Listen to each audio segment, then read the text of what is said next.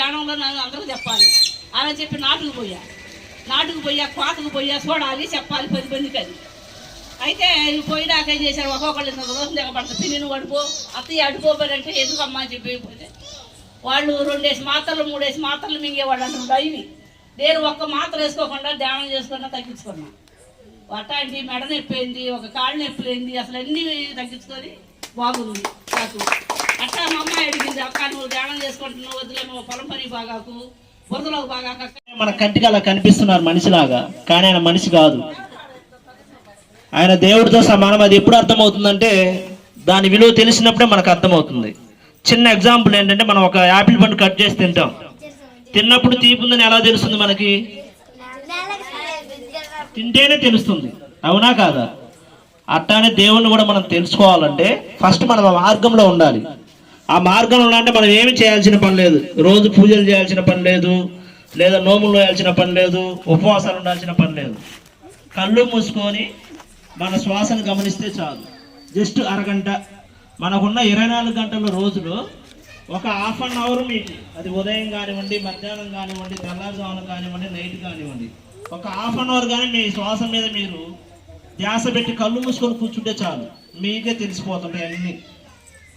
అదేవిధంగా మన గ్రామంలో చాలా సమస్యలు ఫేస్ చేసిన ఒక మహిళా శక్తి ఎన్నో జబ్బుల నుంచి వెళ్ళండి, ఎంతమంది డాక్టర్ల దగ్గరికి వెళ్ళండి, ఎందుకంటే అది కర్మ సంబంధం.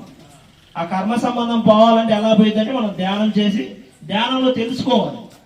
శ్రీకృష్ణ పరమాత్ముడు ధ్యానం చేస్తాడు, శివయ్య ధ్యానం చేస్తాడు, ఆంజనేయ స్వామి ధ్యానం చేస్తాడు. ధ్యానం చేస్తేనే తెలుస్తుంది మనకి. ఇతరుల పట్ల ప్రేమతో ఉండాలి, మనం గౌరవించుకోవాలి. అలా గౌరవించుకొని కరెక్ట్గా మనం ఇప్పుడు ఎవరైతే మనకు మాలాధారణ చేస్తారో 41 రోజు కనుక రైతుల గురించి మన గురించి తెలుసుకోదు. చేపందంట, అయ్యో సముద్రం ఎక్కడో సముద్రం భలే ఉంటుందంట, సముద్రం ఎక్కడుందని తన తల్లిని అడిగిందంట. నాకు కూడా తెలియదని తన గురువుగారు పాఠం చెప్పిన గురువుగారి దగ్గర తీసుకెళ్ళిందంట ఈ పిల్ల చేపని.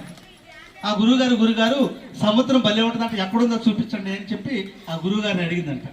సరే చూపిస్తానని చెప్పి ఆ సముద్రం నుంచి ఒడ్డుకు లాక్కొచ్చి బయట వేసిందంట. మానవుడు మాధవుడు అవుతాడు, నరుడు నారాయణుడు అవుతాడు, ముక్తి లభిస్తుంది, అన్ని జీవరాశుల కంటే కూడా మానవ జన్మ గొప్పది అని ఎందుకు అన్నారంటే ఆహారాన్ని పండిస్తాం. ఆత్మే, నాలో ఉన్నది ఆత్మే, నా పూజ ఫలం పుణ్యఫలం నన్ను ఈ స్థాయిలో వానరుగా పెట్టింది, ఆమె చేసుకున్న పాప ఫలం పాలేరుగా వచ్చింది అని ఈ వానరమ్మ తెలుసుకుంది ధ్యానంలో.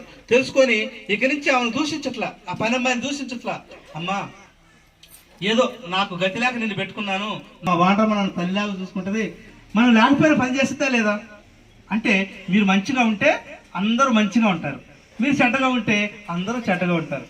అందుకని మన లోపలే అన్నీ ఉన్నాయి, మనకు తెలియదు. ఈ సంసార సాగరాన్ని నెట్టకపోవడం కోసం పొద్దున్నే కళ్ళు తెరిచిన కాడించి ప్రతి తల్లిదండ్రి వాళ్ళ సుఖాలను మానుకొని కష్టపడుతూ రెక్కలు ముక్కలు చేసుకొని వీళ్ళని పెద్ద చదువుల కోసం వాడి జీవితాన్ని త్యాగం చేస్తున్నారా లేదమ్మా వాడి కుటుంబం కోసం? మరి మీ శరీరం మీరు ఒంటరిగా వచ్చారు కదా, భర్త ఎప్పుడు వచ్చాడమ్మా? మీకు ఎప్పుడు పెళ్ళి అయినప్పుడు వచ్చాడు. పిల్లలు ఎప్పుడు వచ్చారమ్మా?